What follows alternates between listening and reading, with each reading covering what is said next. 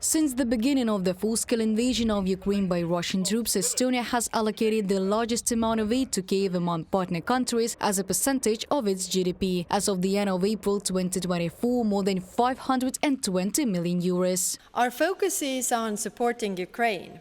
De-escalation cannot come at gunpoint and at the expense of Ukraine.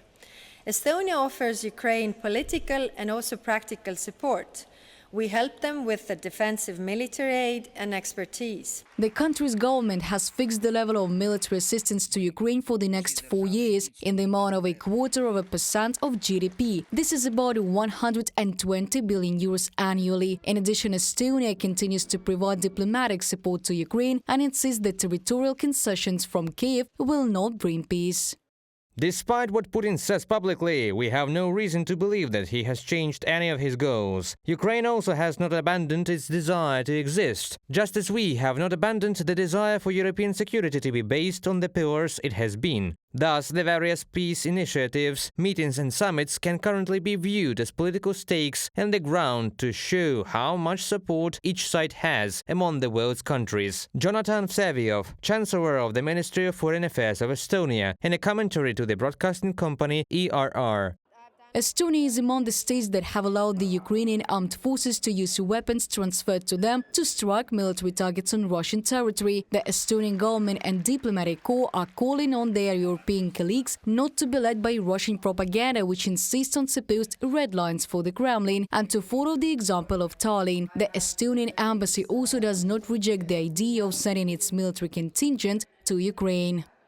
We have said that we are ready to discuss it. It's not a red line for us. We're just hoping for the common position of NATO or the European Union and our leaders. I mean, especially the Defense Ministry are discussing it, and they said recently that nothing is out of the table for us. And we have trained Ukrainian instructions now on our soil. The victory of Ukraine is the milestone that is needed, at least to ensure that there might be positive democratic changes in the future.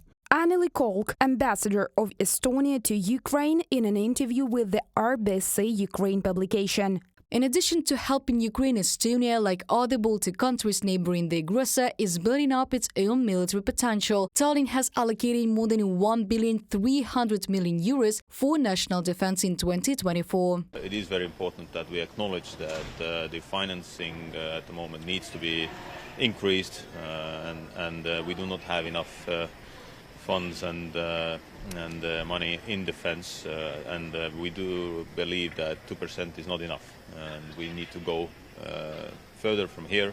Estonian proposition has been that maybe we should think from 2.5%. Estonia is investing 3.4% this year, and in the upcoming year is more than 3%.